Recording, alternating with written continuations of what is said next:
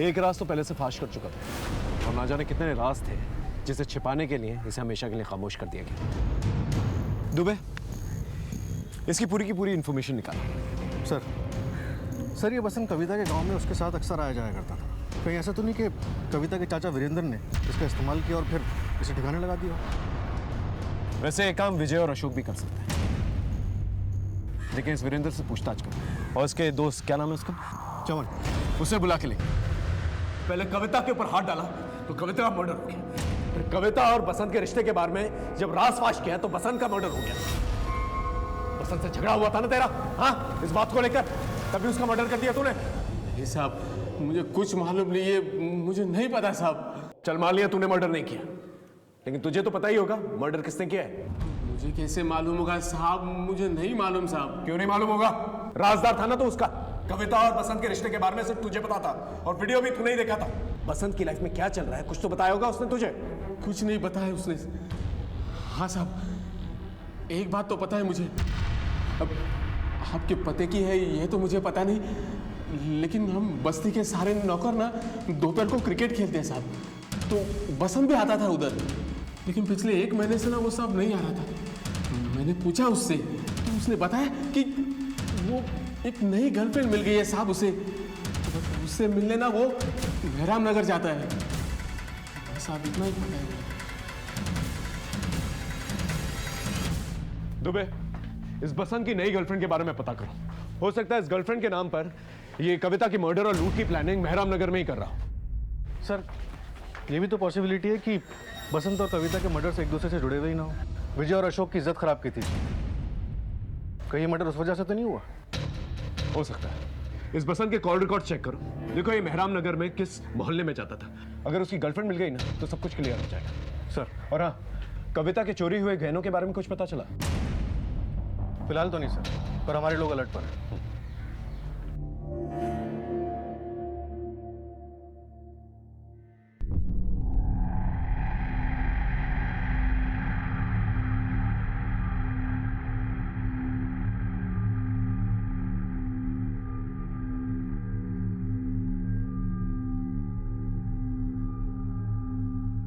सुनिए ना, एक बार चलते हैं ना, हमने कुछ बात की है। देख, मुझे अपना काम करने दे।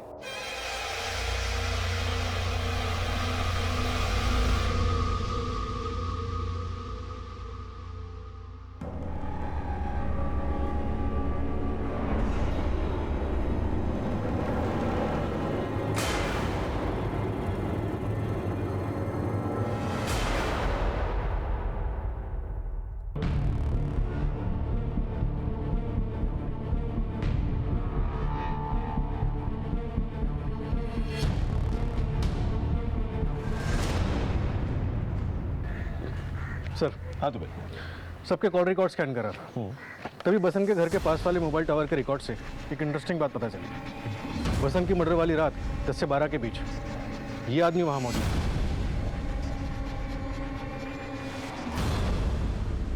वाह अशोक साहब, मान गए हम आपका। हम कातिल की तलाश घर के बाहर कर रहे थे और कातिल तो घर के अंदर ही है। कौन कातिल? आप। ये रही आपकी मोबाइल लोकेशन। जिस रात बसंत को मारा गया उस रात को आप उसकी कॉलोनी में थे। क्या करने गए थे वहां पर आप? बसंत की अकल ठिकाने लगाने गए थे।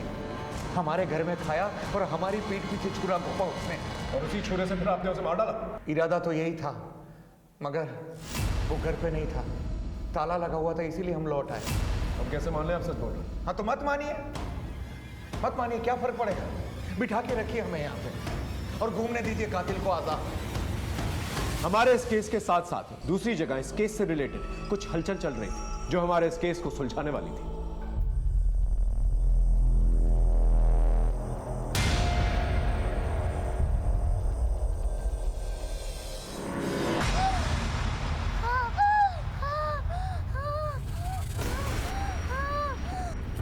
अजय उठिए ना। नेहा उठिए तो। नेहा, नेहा क्या हुआ बेटा? क्या हुआ? नेहा, क्या हुआ इसे? कुछ नहीं होगा बेटा, नेहा, कुछ नहीं होगा बेटा। हमने जो मंत्रित पानी दिया था तुमने पिलाया था ना? हाँ मिलाया था। कुछ नहीं होगा बेटा, कुछ नहीं होगा बेटा। बेटा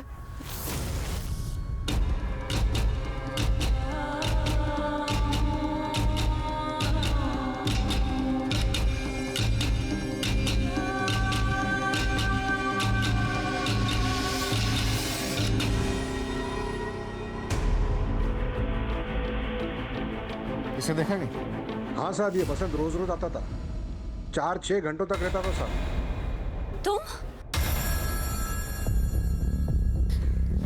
तुम यहाँ क्या कर रहे हो? इससे पहले कि कोई देख ले, अंदर चलो। चलो।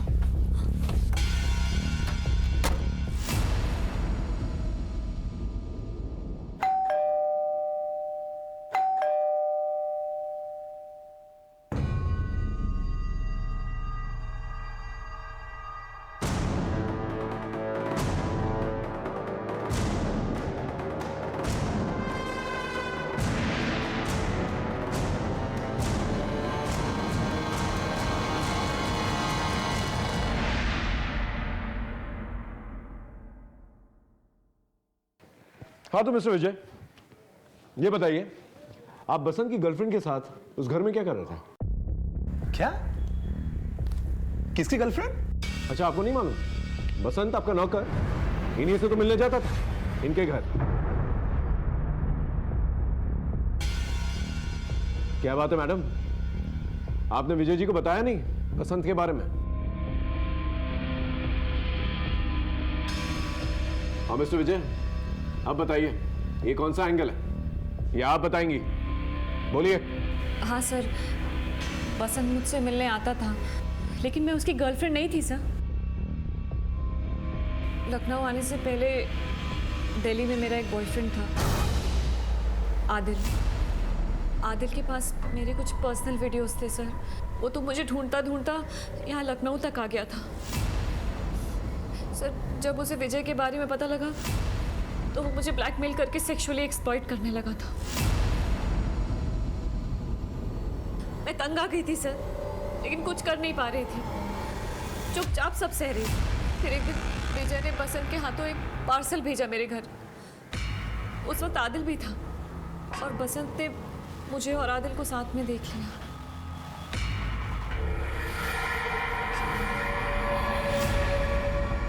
सर, बसंत को मेरे और विजय के रिश्ते के बारे में पता था और अब तो वो आदिल के बारे में भी जान गया था, इसलिए उसने भी मेरे साथ। अरे काहे रो रही हो मैडम? है जब इतना प्रसाद आप विजय भैया और आदिल साहब को बांट चुकी हैं तो थोड़ा हम भी चख लिए तो क्या हो गया, बताइए। हैं? सर, मना करने पर वो विजय को बता देने की धमकी देता था मुझे। मैं पूरी तरह से फंस गई थी सर। सर, आदिल तो लखनऊ आने पर परेशान करता था, पर ये बसंत, इसने तो रोज का काम बना लिया था।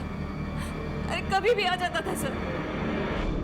अब समझ में आने लगा है कि कविता और बसंत का मर्डर क्यों हुआ था। आप मिस्टर विजय, कविता आपकी कानून पत्नी थी ना, और उसके रहते हुए आप साक्षी से शादी तो नहीं कर सकते, इसलिए आपने कविता को मार डाला। और साक्षी जी, आपको बसंत से छुटकारा चाहिए था, इसलिए आपने बसंत को मार डाला। ये क्या कह रहे हैं सर आप? मैंने किसी को नहीं मारा। इनफैक्ट बसंत ने मेरा पीछा छोड़ने के लिए मुझे खुद फोन किया था। आज हमको पुलिस ने उठा लिया था। देखिए, हम आप लोगों के चक्कर में और नहीं पड़ना चाहते। आप एक काम करिए, आप सिर्फ 5 लाख का इंतजाम कर दीजिए, हम अपने गांव चले जाएंगे। 5 लाख रुपए? अरे हम कहां से लाएंगे 5 लाख रुपए? हमें नहीं पता कहां से लेके आएंगे, हमें 5 लाख रुपए चाहिए, मतलब चाहिए, नहीं तो हम सब बता देंगे। अरे बसंत, लेकिन सर, मेरे पास जितने भी पैसे और जेवर थे मैं सब उसकी बताई हुई जगह पे लेके पहुंची थी। मैं सच कह रही हूँ सर, मैंने बसंत को नहीं मारा। इनफैक्ट मेरे वहां पहुंचने से पहले किसी ने उसका मर्डर कर दिया था। तो मिस्टर विजय, आपका क्या कहना है इस मर्डर के बारे में? अब हमारे बोलने से क्या हो जाएगा सर? आप तो वही मानेंगे ना जो आप पहले से मानकर बैठे हैं। लेकिन मैं आपको यही कहूंगा कि कविता के मर्डर से मेरा कोई लेना देना नहीं है, और ना ही इस बसंत के मर्डर से। ठीक है, आप लोग जा सकते हैं, लेकिन शहर छोड़ के कोई नहीं जाएगा, ना ही कोलकाता और ना ही दिल्ली, समझा आप लोग?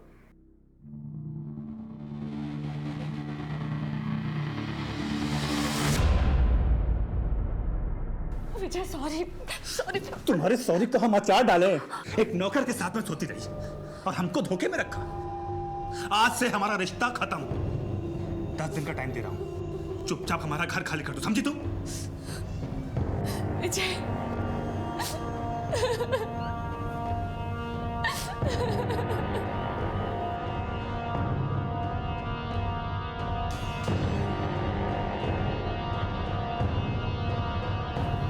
मधु, अब रोना बंद भी करो।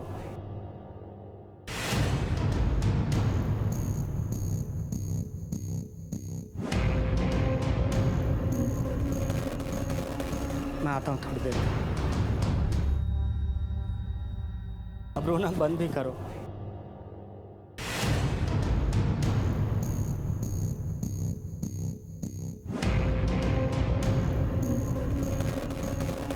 मैं आता हूँ थोड़ी देर में।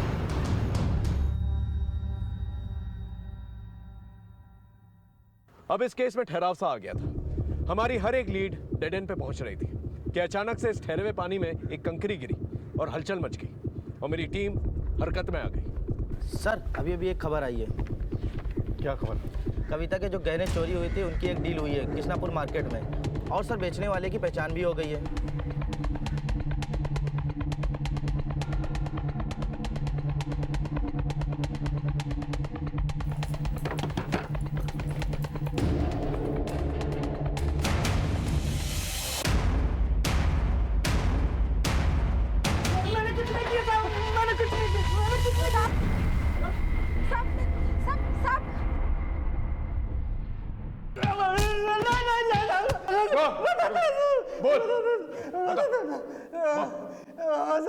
हम नहीं मारा था उस औरत को, लेकिन पैसों के लिए नहीं मारा था साहब। हम अपनी बेटी को बचाने के लिए मारा था साहब, उसे ठीक करने के लिए मारा था। किसी की जान लेकर तेरी बेटी कैसे ठीक हो जाती? साहब हमको एक बाबा मिला था साहब। बच्चा, तुम्हारे भाग्य में सिर्फ एक ही संतान है और उसके भी प्राण संकट में है। मेरे पास एक उपाय है, क्या कर पाएगा? जरूर करूंगा बाबा जी। अगर अपनी संतान की रक्षा करना चाहते हो तो तुम्हें एक नर बलि देनी होगी। तुम्हें एक ऐसी स्त्री की बलि देनी होगी जिसके दाहिने गाल पर तिल। आज से 7 दिन बाद अमावस्या की रात, उस रात से पहले ये ऐसी स्त्री को ढूंढो और उसकी बलि दो। उसके द्वारा धारण किए हुए सभी आभूषणों, याद रहे एक भी आभूषण उसके शरीर पे ना रह पाए। सारे के सारे आभूषण उसके शरीर से उतार लेना और उन आभूषणों को नीम के पानी में उबालकर अगली पूर्णमासी तक हर रात 12 बजे अपनी संतान को नहलाना। वो स्वस्थ हो जाएगी बच्चा। लेकिन बाबा जी, हम ऐसी स्त्री को ढूंढेंगे कहाँ जिसके दाहिने गाल पर तिल हो? अगर हृदय से ढूंढोगे तो भगवान स्वयं तुम्हारी मदद करेगा। हम अपनी बेटी को मरते हुए नहीं देख सकते थे साहब। 2 दिन तक वैसी औरत को बाजार, सड़कों पर हर जगह ढूंढा साहब, लेकिन वो नहीं मिली। फिर एक दिन एक घर से काम के लिए फोन आया साहब।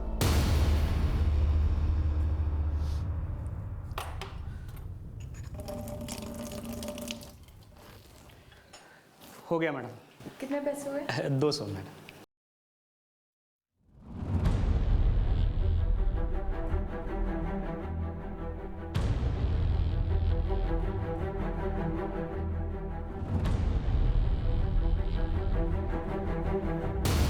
हमें जैसी औरत की तलाश थी वो हमें मिल गई थी साहब। आप हमको माफ कर दो मेम साहब, आपके मरने से ही हमारी बेटी ठीक हो सकती है। तुम्हें कोई बेवकूफ बना रहा है। मेरे मरने से पहले तुम्हारी बेटी कैसे ठीक हो सकती है? ठीक हो सकती है, बाबा जी ने कहा है, और ये हमको करना ही होगा मेम साहब। बाबा ने हमको जैसा बताया था हमने सब कुछ वैसा ही किया था साहब। फिर भी हमारी बेटी नेहा मर गई साहब। नेहा के जाने के बाद हमारे इस शहर में बचा ही क्या था? जो कुछ भी था मैं उसे बेचकर अपने गांव जा रहा था साहब। तेरे इस अंधविश्वास की वजह से नहीं केवल कविता की जान गई, बल्कि तू अपनी बेटी का भी हत्या है। उसे डॉक्टर की जरूरत है। कविता के घर से किसने फोन किया था तुझे काम के लिए? सर बसंत।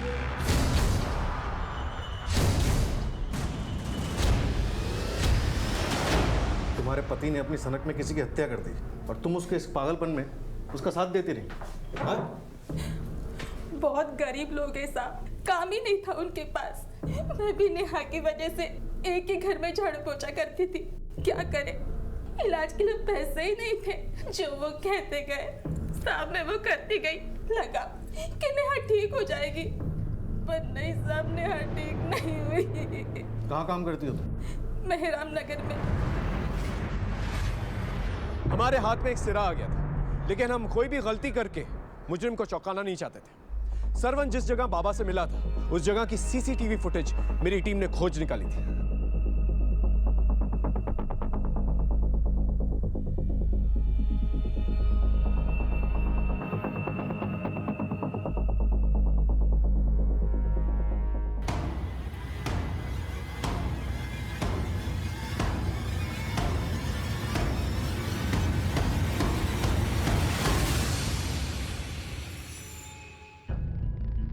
हाँ साहब, अभी कुछ ही दिन पहले मैंने ये बाबा का फुल गेटअप बेचा था। किसको बेचा था? सर सीसीटीवी है सर, आप चाहें तो देख सकते हैं। ये देखिए सर।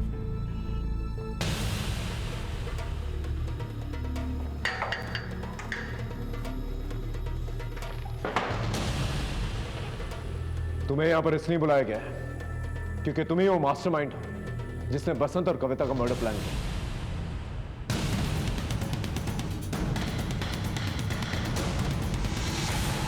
सर, आप ऐसे कैसे मेरे पे इल्जाम लगा सकते हैं?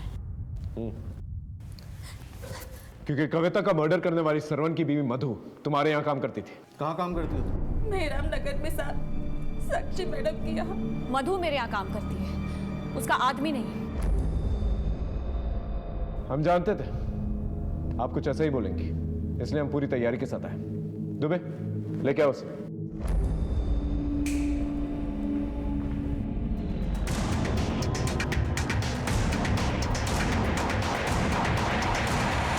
पहचाना इसे? तुम तक पहुंचने के लिए पहले हमने तुम्हारे आशिक को दबोचा। बोल। सर मैं साक्षी का रेप क्यों करूंगा? मैं तो उसका कस्टमर था, पैसे देता था। सर साक्षी मेरी अय्याशियों के बारे में मेरी बीवी को बताने की धमकी दे रही थी और मेरा पीछा छोड़ने के लिए मुझे बाबा बन के शरवण को फंसाने के लिए कहा। मगर जब कविता के मर्डर की पुलिस ने जांच शुरू की, मुझे लगा कि मैं फालतू में लपेटे में आ जाऊंगा, इसलिए वहां से भाग गया सर। और ये रहा तुम्हारा तीसरा सबूत। लैपटॉप लेके आओ। ये देखो,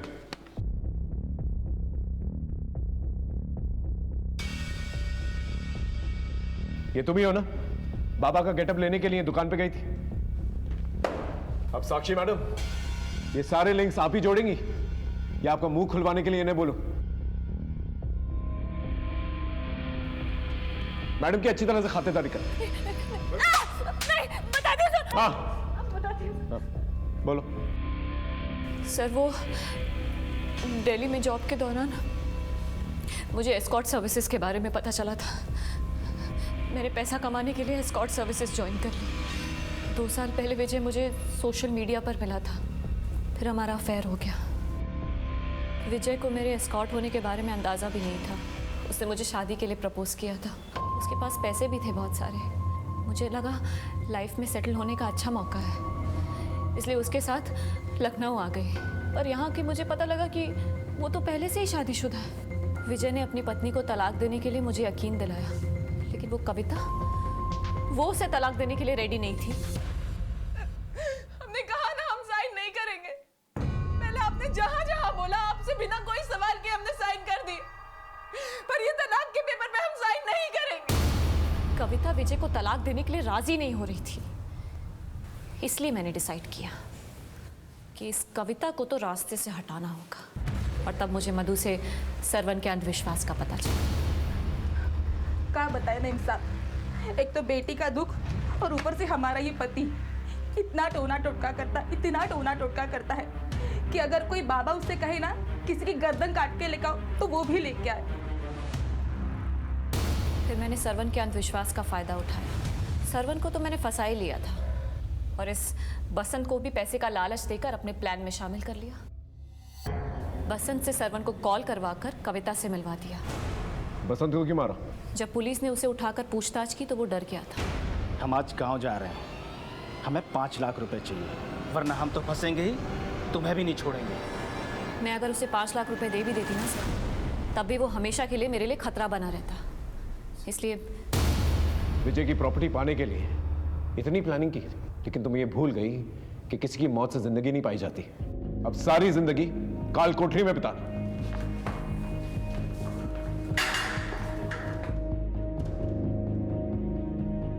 दुख हो या खुशी, बांटने पर जब अपने लोग आगे बढ़ते हैं तो बड़ी तसल्ली होती है, लेकिन जब यही अपने स्वभाव बदल देते हैं तो इंसान सबके साथ रहने के बावजूद अकेला पड़ जाता है, हंसने रोने के लिए कंधा तलाशने लगता है। और यही हुआ था कविता के साथ।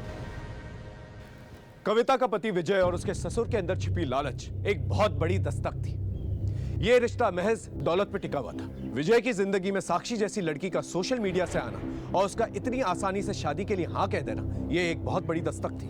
उस ढोंगी बाबा का सरवन को मर्डर के लिए उकसाना सबसे बड़ी दस्तक थी, और इस अंधविश्वास की वजह से किसी की जान तक चली गई। जब रिश्तों की घुटन जानलेवा हो जाती है तो ये एक बड़ी दस्तक होती है कि आगे चल के कभी भी कुछ भी हो सकता है। अब दस्तक जो कभी भी एक खतरनाक जुर्म की शक्ल में सामने आ सकती है। नमस्कार, मैं senior inspector Himanshu Rawat crime petrol Dastak में आपका स्वागत करता हूं। अक्सर हम क्राइम होने के बाद ही विक्टिम को जानते हैं, लेकिन इस केस में हमारी विक्टिम से मुलाकात पहले ही हो चुकी थी, लेकिन उस वक्त ये अंदाजा नहीं था कि आगे चलकर यही केस इतना भयानक रूप लेगा। ये भूत है, इसके साथ नहीं खेलेंगे। ये तो वही औरत है जो 2 दिन पहले पुलिस स्टेशन आई थी। साहब हम जबरदस्ती नहीं किए थे, बस हो गया था। एक राज तो पहले से फाश कर चुका था, और ना जाने कितने राज थे जिसे छिपाने के लिए इसे हमेशा के लिए खामोश कर दिया गया।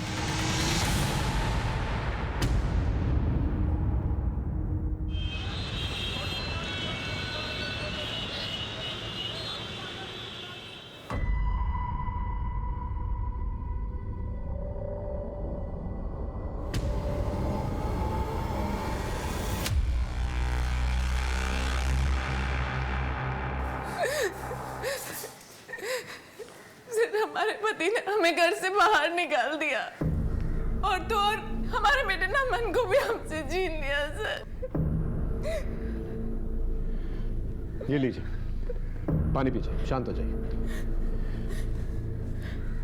हमें ये बताइए, ये चोट कैसे लगी आपको? देखिए, घबराइए मत, आप हमें बता सकती हैं, हम उसके खिलाफ कंप्लेंट दर्ज करेंगे। हम कोई कंप्लेंट नहीं लिखवाना चाहते, हम सिर्फ इतना चाहते हैं कि आप हमारे पति को समझा दीजिए कि वो हमारे बच्चे को हमसे ना छीने। आपके पति आपको बच्चे से अलग क्यों करना चाहते हैं? अरे मैं क्यों अलग करूंगा सर? थोड़ा गुस्सा आ गया इसलिए हाथ उठ गया। और झगड़े किस घर में नहीं होते आप ही बताइए। लेकिन इनको देखिए, ये मैडम तो पुलिस में चली आई कंप्लेन लेकर के। आपकी पत्नी आपके खिलाफ कोई कंप्लेंट दर्ज नहीं करवाना चाहती, इसे छोड़ रहे हैं हम आपको। मैडम, आप जा सकते हैं। मिस्टर विजय, रुकिए। आइंदा अगर आपको गुस्सा है ना, तो ठंडा पानी पी लीजिएगा, गुस्सा शांत हो जाएगा। वो क्या है ना कि मुझे भी बहुत गुस्सा आता है, और अगर मुझे गुस्सा आ गया ना तो आपकी सेहत के लिए ठीक नहीं होता, समझ गए ना? अब आप जा सकते हैं।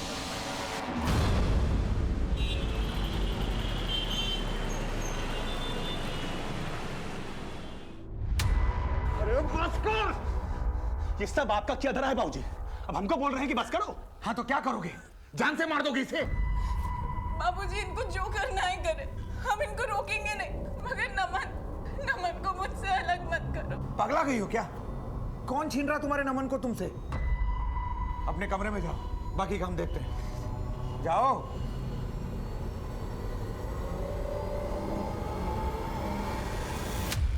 क्या कर रही है?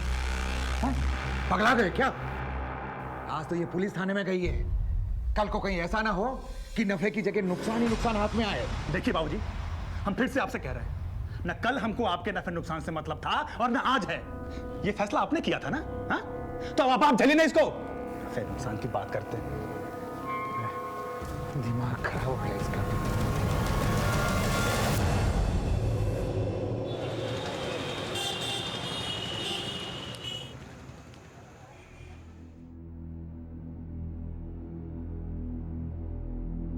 साक्षी बेटा, ये ले कॉफी। थैंक यू माँ। साक्षी बेटा, मैंने जो कहा था उसके बारे में कुछ सोचा तुमने? माँ, आपको मेरा जवाब पता है ना। पहले भी इस बारे में बात हो चुकी है और अब मुझे इस बारे में कोई बात नहीं करनी। मेरा क्या है बेटा, मैं तो कल वापस चली जाऊंगी, लेकिन एक बार ठंडे दिमाग से दोबारा सोच लेना, बाकी तो खुद समझदार है।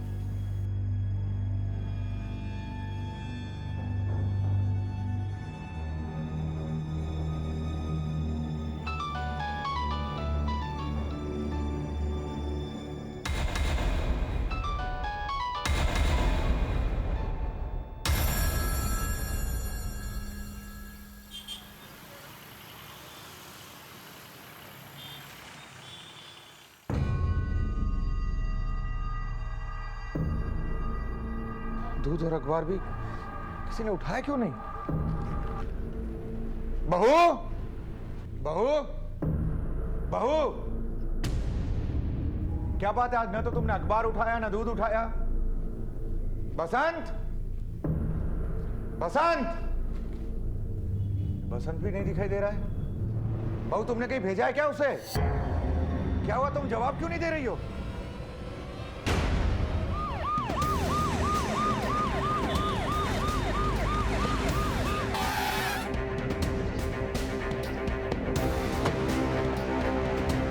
चलिए हटिए, हटिए।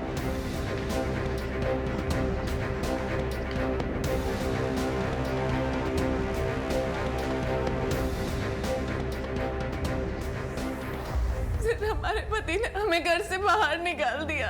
ये तो वही औरत है जो 2 दिन पहले पुलिस स्टेशन आई। हाँ सर, वो पति पत्नी के झगड़े का मामला था। थोड़ा गुस्सा आ गया इसलिए हाथ उठ गया। और झगड़े किस घर में नहीं होते, आप ही बताइए। घर में कोई चोरी हुई है? पता नहीं सर।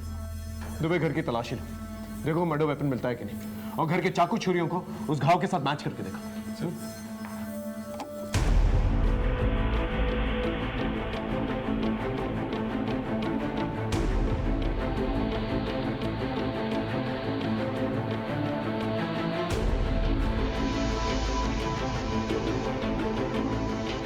आज सुबह जब अपने पोते नमन को स्कूल छोड़ने गए थे तो बहू घर में अकेली थी। वापस आए तो दूध और अखबार बाहर ही पड़ा हुआ था। उसे उठाकर अंदर लेकर आए, तब तक ये हो चुका था। तो क्या ये दरवाजा खुला था?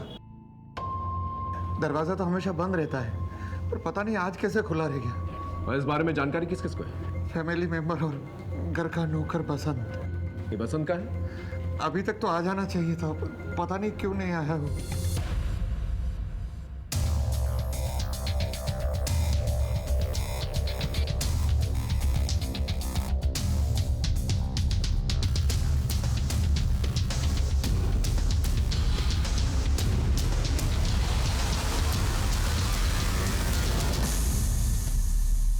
जब आप घर के बाहर गए थे और स्कूल से वापस आए थे, किसी को आसपास देखा आपने? कोई सस्पिशियस एक्टिविटी? नहीं सर, हम तो रोज ऐसे ही स्कूल छोड़ने जाते हैं पोते को। सर, घर में ना किसी फोर्स एंट्री के निशान है और ना ही घर में चोरी हुई है। बेडरूम का लॉकर खुला हुआ है जिसके अंदर काफ़ी गहने रखे हैं। पर्स के अंदर 10-15 हज़ार रुपए हैं, लेकिन सब इंटैक्ट है। सर, हमारी बहू कविता के गहने गायब हैं सर। मतलब कविता की बॉडी पे जो गहने थे सिर्फ वही गायब है, जबकि इतनी सारी चीज़ें हैं चोरी करने के लिए। ये कैसी चोरी हुई? आप आइडेंटिफाई कर सकते हैं कि ये कौन सी गहने चोरी हुए थे? 1 मिनट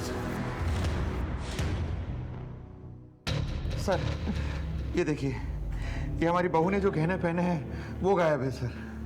दुबे, इन फोटोज की कॉपी बनाओ और गहनों के सेलर्स को भेजो, उन्हें अलर्ट करो, इन्हें बेचने की कोशिश की जा सकती है। सर, 2 दिन पहले आपके बेटे और बहू के बीच में झगड़ा हुआ था। थोड़ा गुस्सा आ गया इसलिए हाथ उठ गया। और झगड़े किस घर में नहीं होते, आप ही बताइए। आपका बेटा कहाँ है? वो तो कल रात को कलकत्ता चला गया बिजनेस के सिलसिले में। यहाँ आपकी बहू का मर्डर हुआ है और 12 घंटा पहले आपका बेटा कोलकाता चला जाता है। कुछ ज्यादा ही कोइंसिडेंस नहीं है ये? बाबूजी, ये क्या हुआ? ये कौन है? घर का नौकर बसंत। कहाँ थे तुम?